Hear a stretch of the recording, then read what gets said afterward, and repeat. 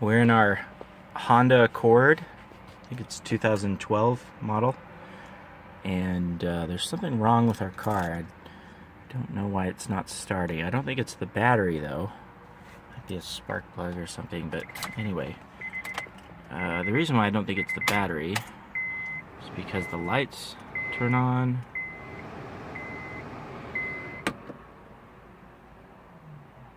We're starting it, see what happens. Maybe it is the battery. Anyway. Start.